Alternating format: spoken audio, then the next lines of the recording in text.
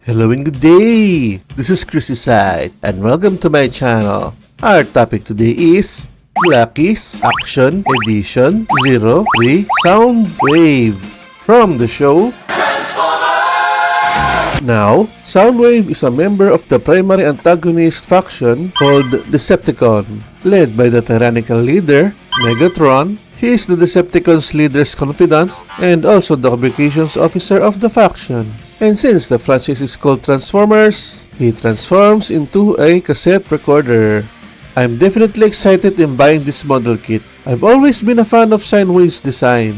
And to pair with the monotone and computerized voice, thank you for the great voice acting, Frank Welker. Also, let's get this out of the way. Spoiler alert! Wait, is it really a spoiler?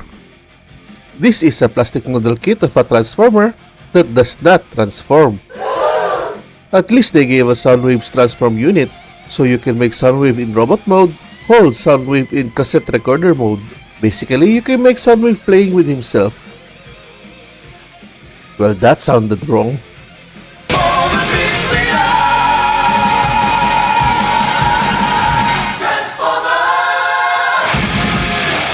First things first, I would like to mention that my knowledge in the Transformers franchise is very low. My first ever exposure with it is the animated movie thanks to the power of VHS. Coronation Starscream?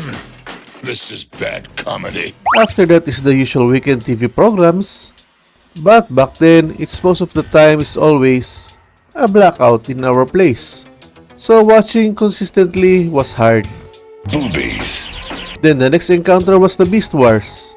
At least that I was able to watch many episodes. Oh, I like you, pussycat. Yes. Then lastly, my next exposure is the Bayverse. I am directly below. Enemy scrotum.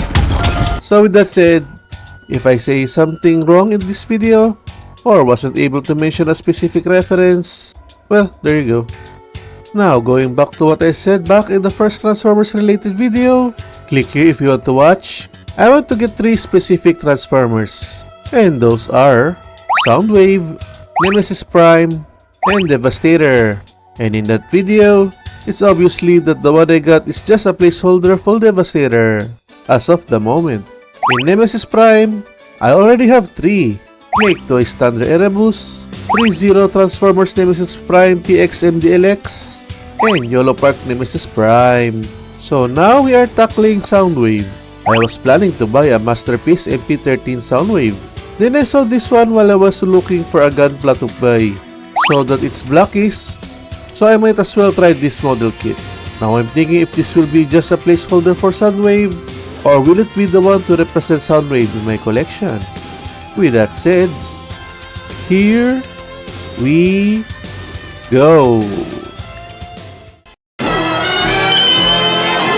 The building manual of this model kit is in a pamphlet format.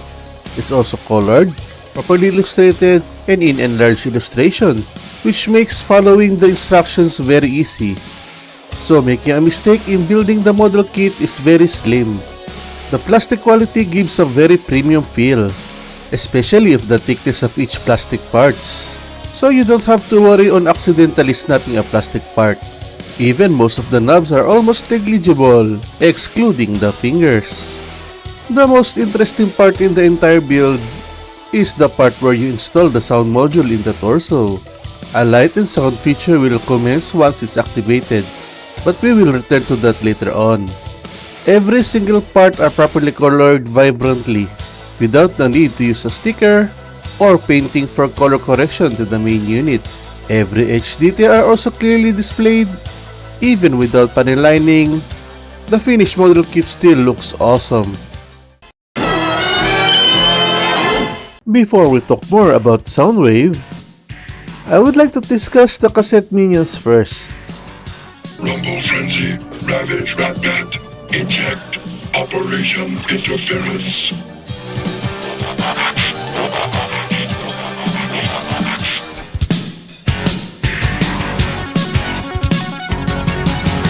Here we have Laserbeak, the flying cassette minion. also the one used for reconnaissance and spying. With that said, judging from the reference, definitely looks different. This is a quick build. And also good thing it's lightweight. We'll talk about that later. Let's talk about the articulation.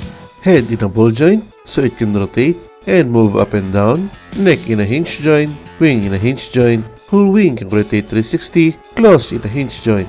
Now for the first option parts, you'll need the claws with peg and replace the default claws. Then attach the cassette tape player form of Soundwave, and there you go. For the second option parts, we'll need the one with circular hole. Again, you'll need the one with claws with peg. Then attach them both together. And here we have Laserbeak in an action base.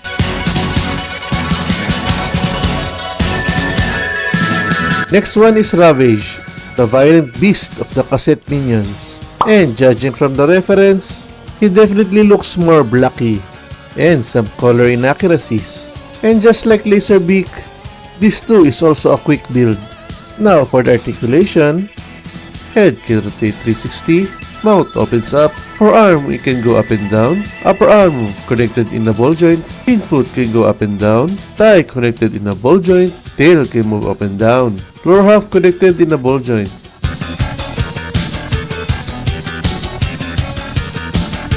Now for Ratbat, another flying cassette minion, and also serves as a spy and for reconnaissance. For the reference, I'm giving it a leeway and say it's almost identical, and also some color inaccuracies. This one is also the quickest one to build in all the cassette minions. For the articulation, head can barely move, mouth can open, wing can move up and down, half the wing can go forward and backward, feet can move forward and backward.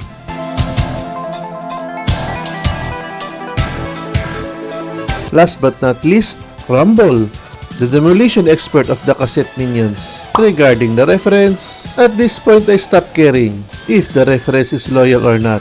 This is also the longest one to build amongst all the cassette minions. Okay, for the articulation, head moves a little, full arm connected in a ball joint, so it can rotate 360, full arm can raise only this high, forearm connected in a ball joint, so it can rotate 360, elbow bend 90 degrees, hand in a ball joint, half body can rotate 360, forward and backward raise, maximum side split, knee bend 90 degrees, calf can rotate 360, foot in a ball joint, so it can rotate and pivot. Now here are the option parts for Rumble. All you have to do is remove the hands, then attach the drill, and there you go, Rumble with drill hands. For the other option parts for Rumble, raise the whole arm sideways, elbow 90 degree bend, get the pile driver part, slide the arm inside, then close the cover. And there you go, Rumble with pile driver. The piston can move too. First we crack the shell, then we crack the nuts inside. Nendoroid Umaru, Figma Kuroko Shirai, High Grade Tail Rider, Master Grade RX-78-2 version 3.0, Yolo Park Nemesis Prime, and Blacky Sakura Miku.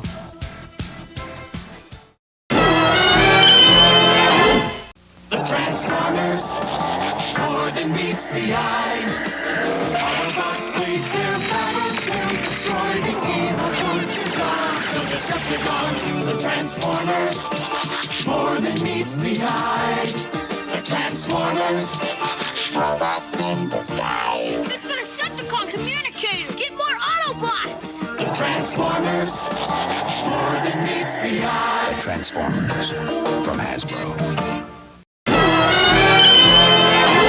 Head in a ball joint, so it can rotate 360 and move side to side. Rocket launcher has hinge joint on base, can also rotate 360. Mount has hinge joint, also can slide forward and backward. It can also move side to side. Shoulder armor can move outward. Butterfly joint, full arm can rotate 360, full arm can side raise, forearm can expand, forearm can rotate 360, elbow bend more than 90 degrees, hand can rotate 360, thumb in a hinge joint with the ball joint base, each finger has two hinge joint with the ball joint base, half body can rotate 360, torso can go side to side, forward ab crunch, backward arch, front skirt raise, back skirt raise, forward and backward leg raise, maximum side split, hip joint can go up and down, full leg can rotate 360, knee bend more than 90 degrees, foot pivot, foot can move up and down, and front foot can move up and down.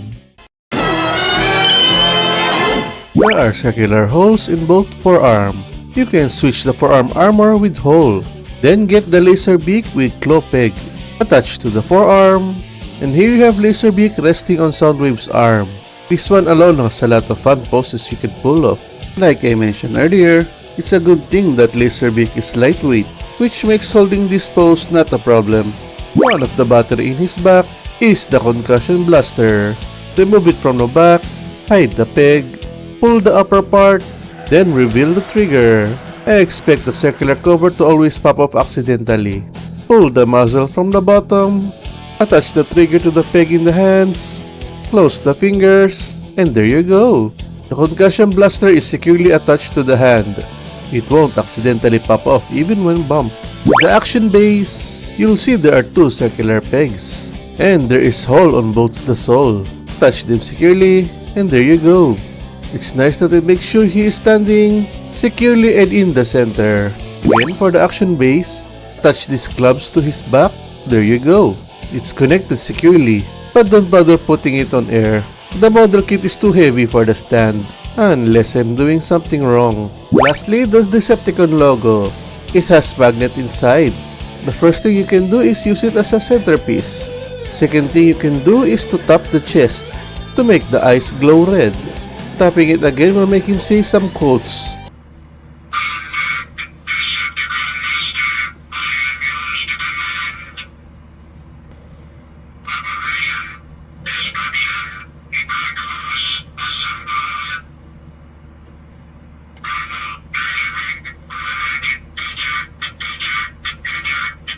After the third quote, tapping again will turn off the eyes from glowing. I'll be dividing this in two categories: minor issues and major issues. The shoulder moving outward, they expect you to know this feature, because when building the model kit, you should be able to see it as a sliding gimmick on the attachments. Same thing for the forearm expand.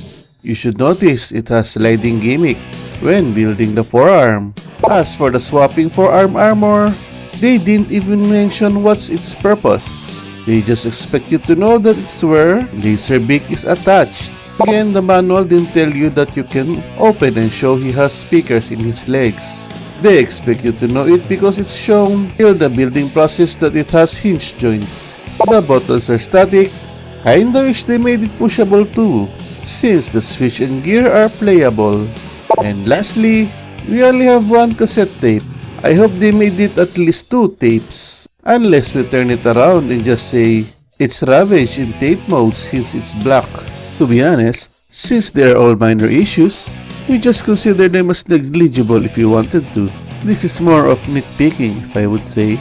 Now for the major issues, all these holes in the action base, and only Laserbeak has the one that can be posed with it. Worst part, he shares the stand with Soundwave. Missed opportunity to display and give all cassette minions their own stands, since some of the promo images showing them on aerial pose. At least give Ratbat his own stand too, since he is an aerial unit. Again, for the cassette minions, they didn't give us Frenzy, which is a recolored Rumble, and Bazo, which is a recolored Laserbeak. So we have missing minions. Banana! No, not that one. This one is really not a major issue. Like I said earlier, my knowledge in Transformers isn't vast, probably below average. So I didn't know that Rumble's back accessories are actually guns, and he can hold it too. Nothing in the manual mentioned Rumble can hold it. I only found it out because of the promotional images online. In the official Blacky Soundwave promo website, are they hinting the cassette minions can mix and combine? Or just Ratbat and Rumble? Again, the action base can't do aerial poses because of how heavy Soundwave is, unless I'm doing something wrong. Lastly, you see this in the box? No cutters needed. Yeah, good luck with the knobs. And for this one, I'm considering it as others concern, which is A transformer that doesn't transform. This might be a deal breaker for some. To me, I don't mind, since they already gave us a cassette player. Nendoroid Umaru, Figma Kuroko Shirai, High Grade Pill Rider, Master Grade RX-78-2 version 3.0, Yolo Park Nemesis Prime, and Blacky Sakura Miku.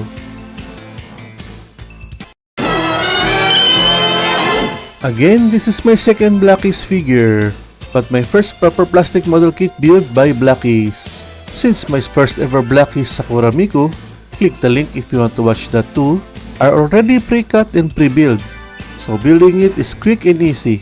Building this one is definitely refreshing if you're used to building many Gundam model kits or other plamos. Also very satisfying once you fully build the model kit because you see and feel how solid it is when holding it. A very high quality model kit, I have to say. Though the cassette minion feels a little lackluster, or probably it's referencing to something I don't know. Hence the design and build process is done that way. I'm just thankful it's not loaded with stickers, despite some color inaccuracies. It's just a little shame that you can clearly see the potential to push it even further. Give us all the cassette minions, or at least give them all their own stand to be securely displayed. Even if they add a little more to their price just to have those, I still think it would have been acceptable. With all that said, I'm giving this a score of 4 out of 5 stars. This model kit is definitely worth purchasing. That is if you don't mind that it's a transformer that does not transform. Now to my earlier question, whether this will be my Soundwave representative or just be a placeholder, this is definitely a representative. So I don't need to buy a masterpiece Soundwave. And besides, so I'm very happy in getting this one. Thank you for watching, and with that said, till next time.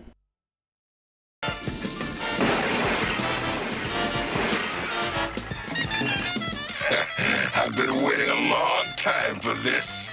You poor excuse for a sound system. All talk, no shock.